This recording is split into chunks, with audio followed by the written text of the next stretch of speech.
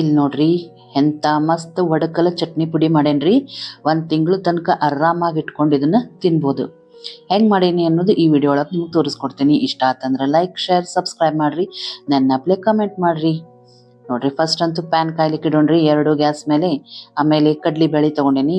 ಇದೇನು ಗ್ಲಾಸ್ ತಗೊಂಡೇನಲ್ಲ ಅದರಲ್ಲೇ 4 ಗ್ಲಾಸ್ ಕಡ್ಲಿ ಬೇಳೆ ಅದನ್ನ ಹಾಕೋಣಂತ. ಇದೆಲ್ಲ ರೆಡಿ ಆಗೋದ್ರಾಗ ನಿಮಗೆಲ್ಲರಿಗೂ ಹುಬ್ಬಳ್ಳಿ ಅಡಿಗೆ ಮನೆ ಅಂಡ್ ಲೈಫ್ ಚಾನಲ್ಗೆ ಸ್ವಾಗತ ಸುಸ್ವಾಗತ. ಅದೇ ಗ್ಲಾಸ್ ತಗೊಂಡೇನಿ 1 ಗ್ಲಾಸ್ ಉದ್ದಿನ ಬೇಳೆ ಹಾಕ್ತೀನಿ, 4 ಗ್ಲಾಸ್ ಕಡ್ಲಿ ಬೇಳೆ, 1 ಗ್ಲಾಸ್ ಉದ್ದಿನ ಬೇಳೆ. ಆಮೇಲೆ ಈ ಕಡ್ಲಿ ಬೇಳೆ ಹಾಕಿದ್ದೇನು ಪ್ಯಾನ್ ಅದಲ್ಲ ಒಂದ್ ಸ್ವಲ್ಪ ತೆಳ್ಳಗದರಿ, ಹಂಗಾಗಿ ಸಣ್ಣ ಒಲಿ ಮೇಲೆ ಅಂದ್ರೆ ಸಣ್ಣ ಉರಿ ಒಳಗ ಸಣ್ಣ ಗ್ಯಾಸ್ ಮೇಲೆ ಹುರಿಲಿಕತ್ತೇನಿ. ಇದೇನು ಉದ್ದಿನ ಬೇಳೆ ಅದಲ್ಲ 1 ಗ್ಲಾಸ್ ತಗೊಂಡೇನಿ, ಇದನ್ನ ದೊಡ್ಡ ಒಲಿ ಒಳಗ ಸಣ್ಣ ಇಟ್ಟೆ ಹುರಿಲಿಕತ್ತೇನಿ. ಸಣ್ಣ ಇಟ್ಟೆ ಮಾಡ್ಬೇಕ್ರಿ, ಬಹಳ ಇಂಪಾರ್ಟೆಂಟ್ ರೀ ಇದು. ಸ್ವಲ್ಪ ಪೇಶನ್ಸ್ಲೆ ಮಾಡೋ ಕೆಲಸ ಇದು. ಅಂದ್ರ ನಿಮಗ 1 ತಿಂಗಳ ತನಕ ಟೆನ್ಷನ್ ಫ್ರೀ ಒಡಕಲ್ ಚಟ್ನಿ ಪುಡಿ ಸಿಕ್ಬಿಡ್ತದ. ಈಗ ನೋಡ್ರಿ ಸಣ್ಣ ಉರಿ ಒಳಗಿಟ್ಟೆ 2 ಹುರಿಯೋಣಂತ. ಒಮ್ಮೆ ಅದಕ್ಕೆ ಕೈ ಆಡಿಸ್ತೀನಿ, ಒಮ್ಮೆ ಇದನ್ನ ಕೈ ಆಡಿಸ್ತೀನಿ. ಯಾಕಂದ್ರೆ ಒಂದಾದ್ಮೇಲೆ ಒಂದಂದ್ರೆ ಬಹಳ ಟೈಮ್ ಹೋಗ್ತದ್ರಿ. ಕಡ್ಲಿ ಬೇಳೆ ಪ್ರಮಾಣ ಜಾಸ್ತಿ ಇರ್ತದ, ಸಣ್ಣ ಉರಿ ಒಳಗೆ ಹುರಿಬೇಕಲ್ಲ, ಹಂಗಾಗಿ ಟೈಮ್ ಹಿಡಿತಿರ್ತದ. ಸೊ ನೋಡ್ರಿ ಕಲರ್ ಚೇಂಜ್ ಆತ್ ಉದ್ದಿನ ಬೇಳೆದು. ಕಡ್ಲಿ ಬೇಳೆ ಇನ್ನು ಹುರಿತಾನೆ ಇದ್ದೀನಿ. ಉದ್ದಿನ ಬೇಳೆ ನೋಡ್ರಿ ಒಂದ್ ಸ್ವಲ್ಪ ಬ್ರೌನ್ ಆಗ್ಯದ, ಘಮ ಘಮ ವಾಸನೆ ಬಂತಂದ್ರ ಅದನ್ನ ತೆಗೆದ್ ಬಿಡೋಣ. ಒಂದ್ ಬುಟ್ಟಿ ತಗೊಂಡೇನಿ, ಅದ್ರೊಳಗೆ ಹಾಕೊಂಡೇನಿ. ಈಗ ಜೀರಿಗೆ ತಗೊಂಡೇನ್ರಿ.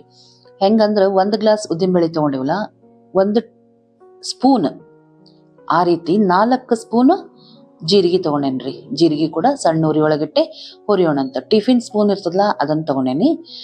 ಆಮೇಲೆ ಹವಿಜ ತಗೋತೇನ್ರಿ. 4 ಸ್ಪೂನ್ ಜೀರಿಗೆ ತಗೊಂಡೇನಲ್ಲ, ಹಂಗೆ 4 ಸ್ಪೂನ್ ಹವಿಜ ತಗೋಣಂತ. ಅದನ್ನು ಸಣ್ಣ ಉರಿ ಒಳಗಿಟ್ಟೆ ಹುರಿಯೋಣಂತ. ಇದನ್ನ ಹುರಿಯೋ ತನಕ ನಡು ಕಡ್ಲಿ ಬೇಳೆನು ಕೈ ಆಡ್ಸ್ಕೊತಿರೋಣ್ರಿ, ಅಂದ್ರೆ ಹೊತ್ತಂಗಿಲ್ಲ ಕೆಳಗ. ಜೀರಿಗೆ ಯಾವಾಗ್ಲೂ ನಾನು ಒಮ್ಮೆ ತರಿಸಿದ್ರೆ ಹುರಿದಿಟ್ಬಿಟ್ಟಿರ್ತೀನಿ, ಬೇಗ ಆಗ್ತದ. ಹವೀಜ ಕೂಡ ಅದೇ ರೀತಿ. ಆಮೇಲೆ ಎಳ್ಳು ತಗೊಂಡೇನ್ರಿ. ಈಗೇನ್ ನಾ ಗ್ಲಾಸ್ ಅಳತಿ ತೋರ್ಸಲ್ಲ, ಅದ್ರೊಳಗೆ 1/4 ಎಳ್ಳು ತಗೊಂಡೇನಿ, ಅದನ್ನು ಕೂಡ ಹುರಿದಿಟ್ಕೊಂಡೆ. ಈಗ ಶೇಂಗಾ ತಗೊಂಡೇನ್ರಿ. ಎಳ್ಳು ಶೇಂಗಾ ನೀವು ಬೇಕಾದಷ್ಟು ಹಾಕೋಬಹುದ್ರಿ, ಟೇಸ್ಟ್ ಹೆಚ್ಚಿಗೆ ಆಗ್ತದ. ಶೇಂಗಾ ಕೂಡ 1/4 ಗ್ಲಾಸ್ ಅಷ್ಟೇ ತಗೊಂಡೇನಿ, ಅದನ್ನು ಕೂಡ ಹುರಿಯೋಣಂತ. ನೋಡು ಕಡ್ಲಿ ಬೇಳೆ ಒಂದ್ ಸ್ವಲ್ಪ ಹುರಿಯೋದು, ಆಮೇಲೆ ಶೇಂಗಾ ಕೂಡ ಹುರಿಯೋಣ. ಏರ್ ಫ್ರೈಯರ್ನಾಗೂ ಕೂಡ ಇದನ್ನ ಹುರಿದ್ ಮಾಡ್ಬೋದ್ರಿ. ನಿಮಗ ಏರ್ ಫ್ರೈಯರ್ನಾಗ ಹುರಿದಿದ್ದ ಚಟ್ನಿ ಪುಡಿ ಹೆಂಗ್ ಮಾಡೋದು ಅನ್ನೋದು ಗೊತ್ತಾಗ್ಬೇಕಂದ್ರ ಕಮೆಂಟ್ ಸೆಕ್ಷನ್ ಒಳಗೆ ಬರೀರಿ, ನಾನು ನಿಮಗ ತೋರಿಸ್ಕೊಡ್ತೇನೆ ಅಂತ. ನೀವು ನೆನ್ನಪ್ಲೆ ಕಮೆಂಟ್ ಮಾಡ್ರಿ, ಅಂದ್ರ ನನಗ ಖುಷಿ ಆಗ್ತದ, ನಾವೆಲ್ಲ ಕಮ್ಯುನಿಕೇಟ್ ಮಾಡ್ದಂಗ ಇರ್ತದ. ಈಗ ನೋಡ್ರಿ ಶೇಂಗಾ ಕೂಡ ಆಯ್ತು. ಸ್ವಲ್ಪ ಕೆಂಪಾಗ್ಬೇಕ್ರಿ, ಅಂದ್ರೆ ಚಲೋ ಗಮ್ ಅಂತ ಹೇಳಿ ಚಟ್ನಿ ಪುಡಿ ಒಳಗ ಟೇಸ್ಟ್ ಬರ್ತದ, ವಾಸನೆ ಬರ್ತದ, ಟೇಸ್ಟು ಬರ್ತದ. ಈಗ ನೋಡ್ರಿ ಒಣ ಕೊಬ್ಬರಿ ಕೂಡ ತಗೊಂಡೇನಿ. ತೆಳ್ಳಗೆ ಹೆಚ್ಚಿಟ್ಕೊಂಡದ, ಇಲ್ಲ ಎರ್ದಿದ್ದು ತಗೋಬಹುದು. ಇದನ್ನು ಕೂಡ ಒಂದ್ ಸ್ವಲ್ಪ ಹುರಿದ್ ಬಿಡೋಣಂತ. ಈಗ 1 ತಿಂಗಳ ತನಕ ಸ್ಟೋರ್ ಮಾಡ್ಬೇಕಂದ್ರ ನಾವ್ ಎಲ್ಲಾ ಐಟಮ್ ಹುರಿದಿದ್ದಿರ್ಬೇಕ್ರಿ, ಅಂದಾಗ ನಿಮಗೂ ಚಲೋ ಉಳಿತದ. ಅದನ್ನು ಕೂಡ ಸ್ವಲ್ಪ ಘಮ್ಮಗ ವಾಸನೆ ಬರ್ಬೇಕು, ಆ ರೀತಿ ಹುರಿದು ಹಾಕೋಣಂತ ಒಂದ್ ಬುಟ್ಟಿಗೆ. ಈಗ ಅದೇನ್ ಪ್ಯಾನ್ ಇತ್ತಲ್ಲ ಅದ್ರೊಳಗ 3 ಸ್ಪೂನ್ ಎಣ್ಣೆ ಹಾಕಿದೆ. ಅದಕ್ಕ 1 ಸ್ಪೂನ್ ಮೇಲೆ ಸಾಸ್ವಿ, ಆಮೇಲೆ ಅರ್ಶಿನ 1/2 ಸ್ಪೂನ್ ಅಷ್ಟು, ಇಂಗು ಸ್ವಲ್ಪ ಜಾಸ್ತಿ ಇರ್ಬೇಕ್ರಿ. ಒಡಕಲ್ ಚಟ್ನಿ ಪುಡಿಗ ಘಮ ಘಮ ಅಂತೇಳಿ ವಾಸನೆ ಬರ್ತದೆ. ಅರ್ಶಿನ ಪುಡಿ ಹಾಕಿ ಗ್ಯಾಸ್ ಆಫ್ ಮಾಡಿ ಖಾರ ಪುಡಿ ಹಾಕೋಣಂತ್ರಿ. 7-8 ಚಮಚ, ಇನ್ನು ಸ್ವಲ್ಪ ಜಾಸ್ತಿನೇ ಖಾರ ಪುಡಿ ಹಾಕೋಣಂತ. ಖಾರ ಜಾಸ್ತಿ ಇರ್ಬೇಕ್ರಿ, ಅಂದಾಗ ಏನಾಗ್ತದ 1-2 ದಿವ್ಸ ಬಿಟ್ಟ ಮೇಲೆ ಮತ್ತೆ ಸಪ್ಪಾಗ್ತದ ಅದು. ಆ ಒಗ್ಗರಣೆ ಕೂಡ ಮಾಡಿಟ್ಬಿಟ್ಟೇನಿ. ಕರ್ಬೇವಿದ್ರ ಅದನ್ನು ಕೂಡ ಹಾಕ್ರಿ ನೀವು. ಈಗ ಒಗ್ಗರಣೆ ಒಳಗ್ ನನ್ನ ಹತ್ರ ಇರ್ಲಿಲ್ಲ. ಇಲ್ಲೇ ನೋಡ್ರಿ ಕಡ್ಲಿ ಬೇಳೆ ಕೂಡ ಇಷ್ಟೆಲ್ಲ ನಾವು ಪದಾರ್ಥಗಳನ್ನು ಹುರ್ಕೊಳ್ಳೋದ್ರಾಗ ಕಡ್ಲಿ ಬೇಳೆನು ಹುರಿದು ರೆಡಿ ಆಯ್ತು. ಹೆಂಗಾಗ್ಯದ ನೋಡ್ರಿ, ಬಹಳ ಕಪ್ಪನು ಮಾಡಿಸ್ಕೊಟ್ಟಿಲ್ಲ ಹಂಗಂತ ಹೇಳಿ. ಆಮೇಲೆ ಹೆಂಗ ಗೊತ್ತಾಗ್ತದಂತಂದ್ರ ಹೌರ್ಗಾಗ್ಬಿಡ್ತಾವ್ರಿ ಹುರಿಯೋ ಮುಂದ ಕಡ್ಲಿ ಬೇಳೆ, ಅಂದ್ರ ಆಗ್ಯದಂತೆ ಗೊತ್ತಾಗ್ತದ. ಆಮೇಲೆ ಮ್ಯಾಲ ಕೆಂಪು ಕೆಂಪು ಬಂದಿರ್ತದ. ಈಗ ಫುಲ್ ಆರ್ಲಿಗ್ ಬಿಟ್ಬಿಟ್ಟೇನ್ರಿ, ಇದನ್ನೆಲ್ಲ ಬುಟ್ಟಿ ಒಳಗ್ ಹಾಕ್ಯಾನಲ್ಲ ಆರ್ಲಿಗ್ ಬಿಟ್ಟೇನಿ.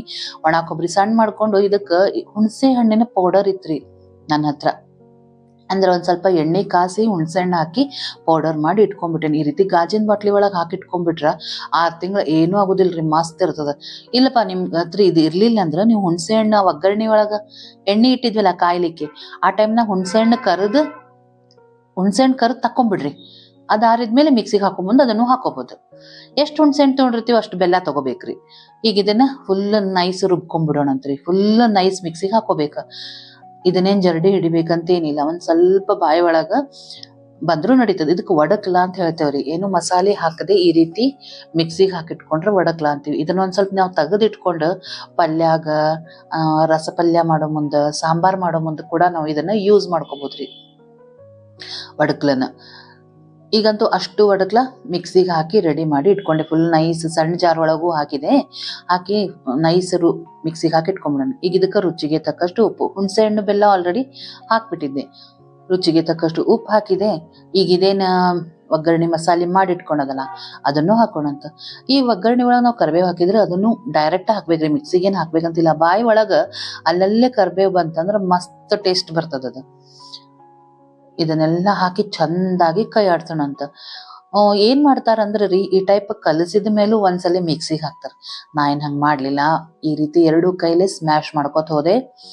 ಎಲ್ಲಾ ಮಸಾಲೆಗಳು ಸೇರ್ಕೊಂಡ್ ಬಿಡ್ತದ. ಅಂದ್ಕೂಡ ಟೇಸ್ಟು ಕೂಡ ಸೂಪರ್ ಆಗ್ತದ. ಫುಲ್ ಆರಿದ ಮೇಲೆ ಮುಚ್ಚಿಟ್ಬಿಟ್ಟೇನ್ರಿ. ಒಂದ್ ತಾಸ್ ಬಿಟ್ಟು ತೆಗದ್ ನೋಡ್ರಿ, ಒಂದ್ ಬೌಲಿಗೆ ತೆಗದ್ರ ಎಂತ ಮಸ್ತ್ ಕಲರ್ ಬಂದದ. ಹೆಂಗ್ ಅನಿಸ್ತು ಫ್ರೆಂಡ್ಸ್ ಈ ವಿಡಿಯೋ? ಲೈಕ್ ಮಾಡಿ, ಶೇರ್ ಮಾಡಿ, ಸಬ್ಸ್ಕ್ರೈಬ್ ಮಾಡ್ರಿ. ಮತ್ತೆ ಹೊಸ ವಿಡಿಯೋ ಒಂದಿಗೆ ಸಿಗ್ತೀನಿ ನೋಡ್ರಿ.